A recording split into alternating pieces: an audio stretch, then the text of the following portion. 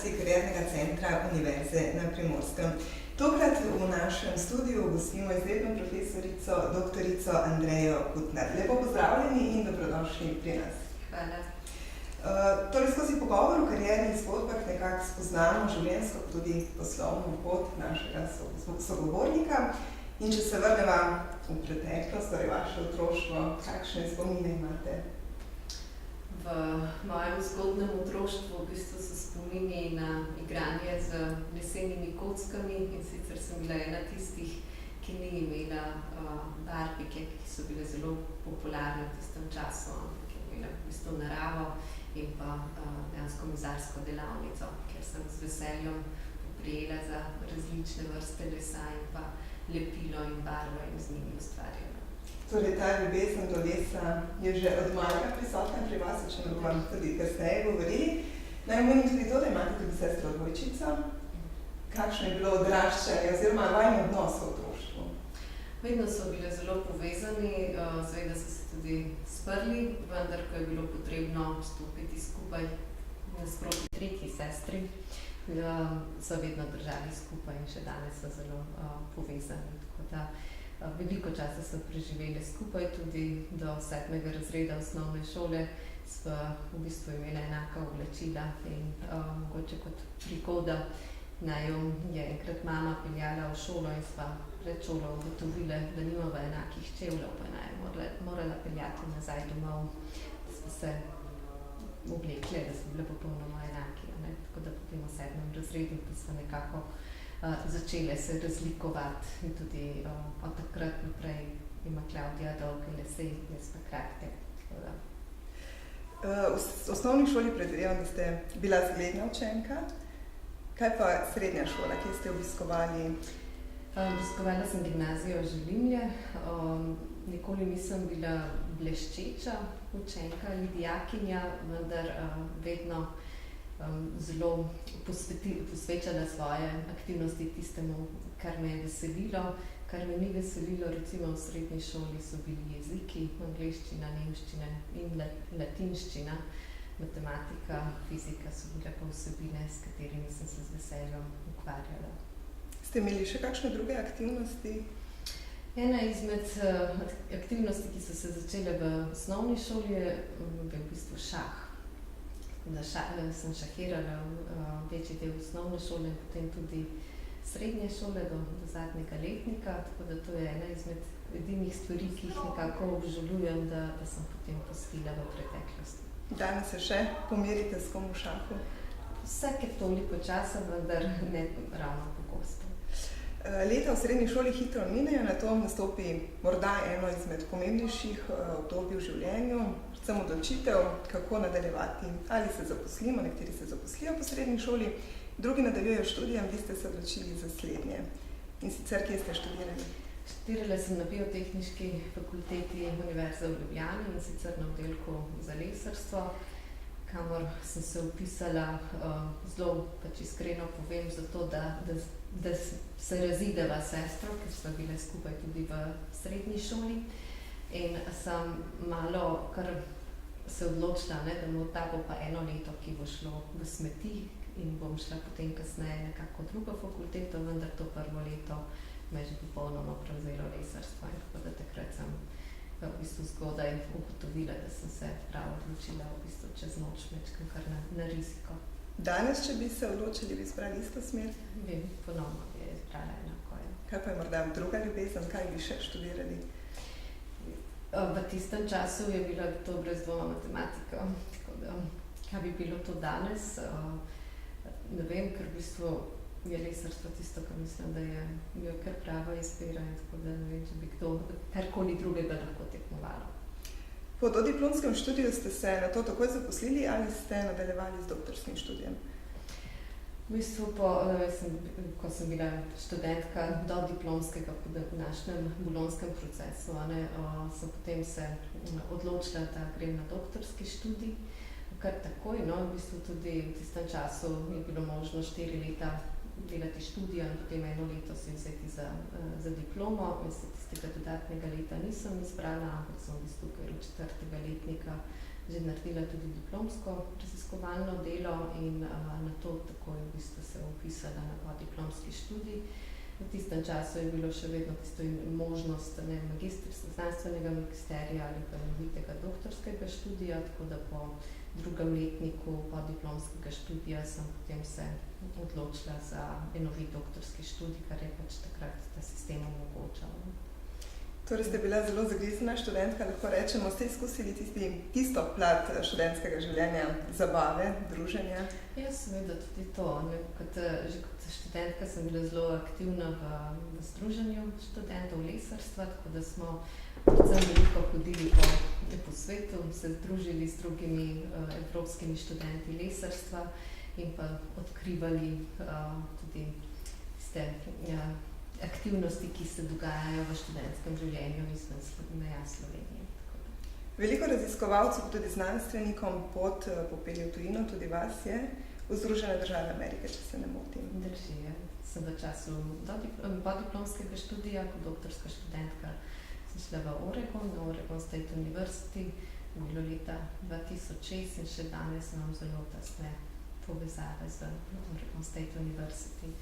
Ja, to je pač neka izkušnja. Prvič sem šla izven Evrope, tudi prej po Evropi nisem potovala, ampak kratkotrajno, potem sem pa kar enkrat čez noč v bistvu odšla na drugo stran in moram reči, zelo uživala. Kaj pa ste pravzaprav tam počeli oziroma raziskovali? Raziskovala sem, da se v bistvu večina mojega raziskovalnega dela v okviru doktorske dizertacije bilo upravljeno na Oregon State University, sicer zgoščevanje lesa in pa lepljenje tega zgoščenega lesa.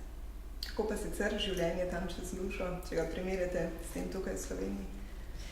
Zdaj kot študentka ali pa kot tista, ki danes gleda.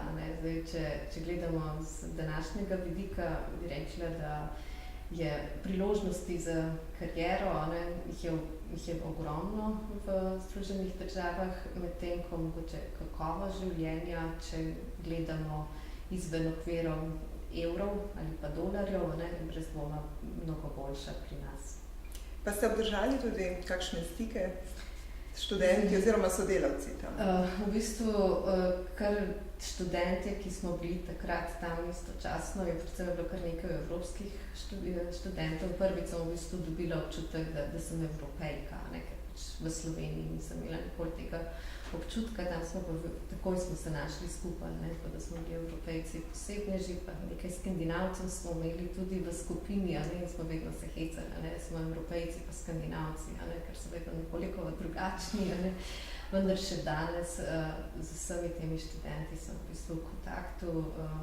Ravno lansko leto, recimo jih je od skupine 11, ki smo takrat se združili v Oregonu, v Corvalisu, so prišli tukaj me obiskati v enem obdobju, ki je bil zame kar dosti težko in sem rekla, da se je še vedno, so te tesne vezi in tisti prijatelji, katere zgradiš v času gradnje neke kariere, so najbolj kakovostni in ostanejo.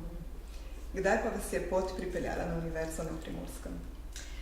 To je bilo v leta 2009 kot prvo in sicer mogoče lahko izpostavim, da sem ena redkih verjetno v Sloveniji, ki nisem bila zaposlena na Univerzi v Ljubljani v času, ko sem bila doktorska študentka, ampak sem v bistvu moj doktorat delala ob delu in na to, ko sem zaključila, sem iskala možnosti, kako bi lahko kot mlada znanstvenica, mlada doktorica znanosti pridobila raziskovalna sredstva. In v Sloveniji kot nezaposleni doktor ne moreš pridobiti raziskovalne številke v SECRIS-u in potem na RRS-ju. In sem iskala možnosti, kdo bi mi v bistvu omogočil, da dobim pač priložnost, da tekmujem v samem sistemu pridobivanja raziskovalnih sredstev. In tako sem prišla v bistvu na Univerzo na Primorskem s prošnjo, da ne želim nič v smislu, da bi želela, ne, da imam neko okolje, v katerem mi je omogočeno raziskovalno delo, da želim pač okolje, v katerem bom lahko pridobila sredstva, s katerimi lahko delam svoje raziskovalno delo. Ne. Tako da takrat smo leta 2009 sem bila zelo z minimalnim obsegom zaposlena na univerzi in po tistem kmalu odšla tudi v Oregon na podoktorsko izobraževanje. Nato sem leta 2010 prišla nazaj v Slovenijo in sicer na inštitut ILTRA, ki je bil ustanovljen s strani slovenske lesne industrije in v katerem sem potem delovala do začetek leta 2012, ko sem pa popolnoma postala primorka, če tako rečem. Leta 2012 sem v bistvu, odkar sem zaposlena polno na univerzi na Primorskem. Ste tudi predavateljica? Tudi. Kako ocenjujete študente oziroma kakšen odnos gradite študenti? Študenti želela si bi predvsem, da vsi skupaj spremenimo nekoliko, kako podajamo nova znanja študentom, ker pač je časi, ko smo hodili na predavanja in poslušali, kako se bere iz knjig, so minili, informacije so danes vsem dostopne, tako da tudi študenti želijo predvsem zgraditi, da v času, ko smo skupaj, da čas izkoristimo za diskusijo, da izkoristimo čas za mogoče razmišljanje, nepravilni, ne vem, kako je bil lep slovenski izraz, ampak out of the box, tako da ne tisto, kar preberemo, ampak dejansko, da tisto, kar preberemo, znamo tudi kritično oceniti in pa razmišljati in povezovati različna besedila, ki jih najdemo na različnih mestih. Torej, kot sva že na začetku omenili, les je vaša velika ljubezen. Predvsem se je veliko bralo o projektu INORINju. Veliko je bilo že povedanega, pa vseeno na kratko, kdaj ste začeli s tem projektom, ko je prišlo sploh do prijave v projekt, kdo je vse sodeloval na tem mestu, lahko se zahvalite tudi podpori, ki ste jo verjetno imeli? Ja, brez dvoma, to ravno nekaj minut nazaj, predno sem prišla sam, smo se hecali, da vsak čas bomo začeli govoriti pred davnimi leti. Ni še pred davnimi leti, ampak kljub vsemu leta 2013 je v bistvu se celotna zgodba začela in sicer je v Slovenijo prišel kolega Michael Bernard, da opravi raziskovalno delo in da se posveti doktorskemu študiju na Univerzi na Primorskem pod mojim mentorstvom in sva skupaj odšla na Češko. In sicer sva tam obiskala raziskovalni inštitut oziroma center odličnosti v Telču in na poti domov sva začela razmišljati, kako bi pa midva uspela tudi nekaj takega zgraditi v Sloveniji oziroma v slovenskem Primorju. Ko sva prišla domov, sva to tudi kar kmalu omenila rektorju Draganu Marušiču, ki je, v bistvu, če pogledamo nazaj, bi lahko rekel, kaj se greste, da to je nekaj nemogočega, da bomo zdaj kar milijone dobili pa gradili tukaj neko novo raziskovalno področje. Pa ni to naredil, je v bistvu nas je podpiral in še dodatno spodbujal. In tako je potem prišlo do razpisa, spravi želja je bila že na mizi, razpis Teaming iz Horizon oziroma obzorja 2020 iz programa Widening, priložnosti za gradnjo novih raziskovalnih inštitutov s pomočjo odličnih partnerjev iz Zahodne Evrope. Tako da smo se kar lotili in prijavili projektno prijavo. Od vsega začetka pa smo verjeli, da bomo uspeli. Vendar to je pomenilo zelo veliko dela tudi, ampak naša želja je bila tako močna, da ni bilo problema nekaj mesecev in tudi let delati zelo trdo za to. Ravno to sem vas želela vprašati, koliko dela, truda, ur je vloženih v prijavo tako velikega projekta. Ste se šteli kdaj, koliko ur ste porabili za vse to? V bistvu ne, zato ker živimo s tem. To je pač neka mala ekipa, poleg Michaela smo v samo tisto core ekipo bili vključeni tu na Univerzi na Primorskem še kolega Črtomir Tauzes in pa Matthew Schwarzkopf in Amy Simmons. In z njimi smo v bistvu živeli s tem in še danes živimo z Inorenew projektom kot tako, ne? Tako da je nemogoče sešteti ure. Niste nikoli obupali vmes, oziroma se vprašali, kaj mi je tega treba? Zaenkrat še ne. Zaenkrat je še vedno dovolj vneme in pa entuziazma, da bomo uspeli in da dejansko bomo naredili, zopet ne najdem neke slovenske besede, ampak shake of research landscape v Sloveniji. Kaj pa pravzaprav delate na Centru odličnosti? Raziskovalni inštitut, ki smo ga pač opredelili v samem projektni prijavi in poslovnem načrtu kot inštitut, ki želi biti mednarodno prepoznaven na področju restaurativnega, okoljskega in ergonomskega oblikovanja in pa na področju modifikacije lesa.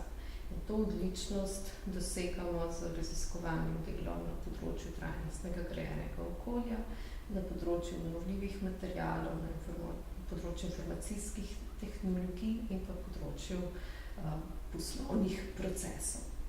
In aktivnosti, ki jih izvajamo, so tako, da če recimo govorimo o TRL stopnjah, nekje med 4. in 6. spravi, da smo nekako, da zapolnjujemo vrzel med temeljno znanostjo in pa zelo aplikativno znanostjo. Hkrati pa seveda želimo biti vedno korak pred ostalimi in zato tudi izvajamo zelo popolnoma temeljne raziskovalne projekte na področju obnovljivih materialov. Se povezujete tudi s gospodarstvom, različnimi slovenskimi podjetji?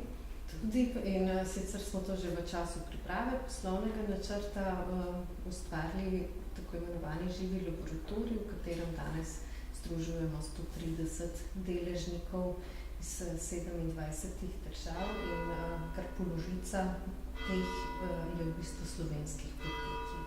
Predvsem slovenski gradbeni sektor, predvsem slovenski hišarji, kot jim radi rečemo, in pa seveda tudi druga podjetja, tako majhna, mikro, kot tudi srednje, velika in velika podjetja.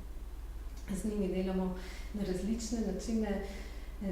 Eno je gotovo preko sodelovanj v projektih, ki so financirani na nacionalni ali mednarodni ravni.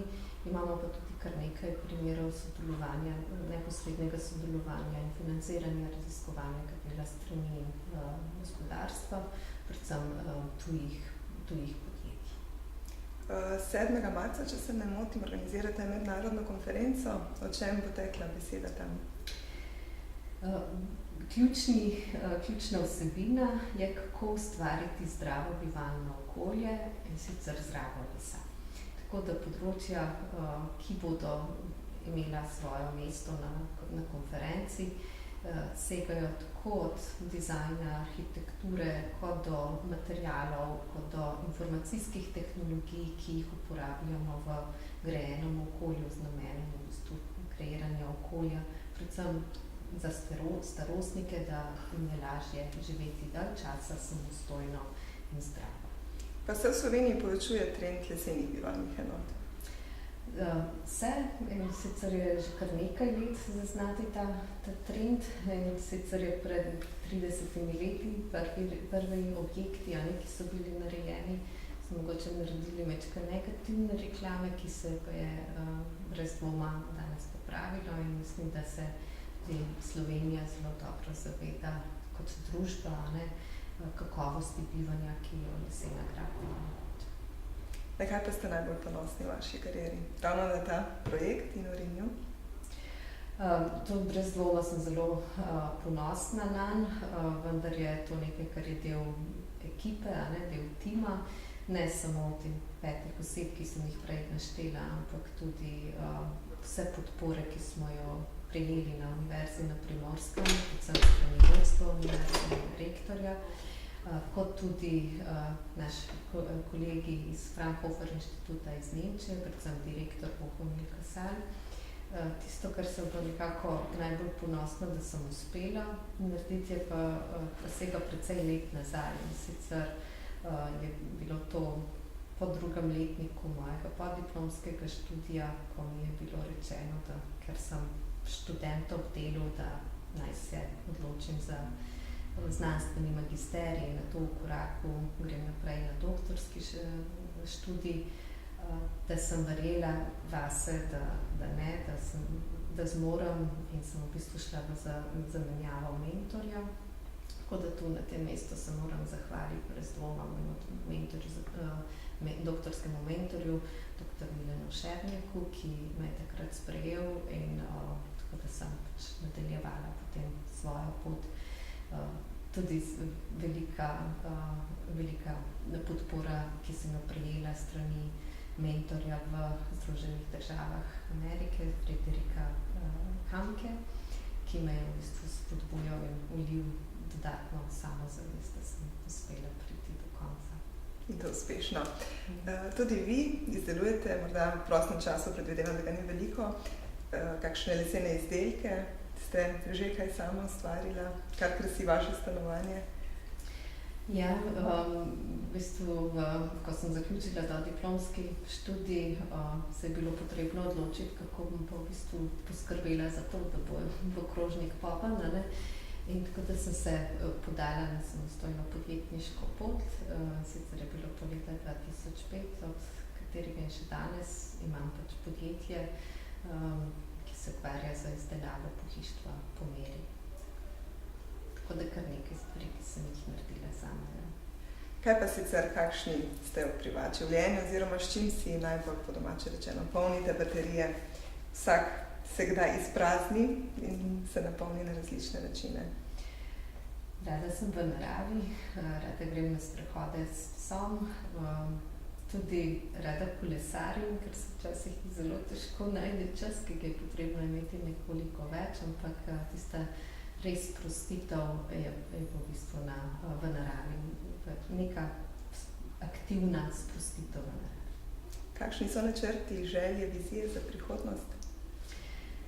Zgraditi INORINJU v trajnostno delujočo inštitucijo, ki v mednarodnem prostoru pomeni znanstveno odličnost in naslov, s katerim želiš sodelovati.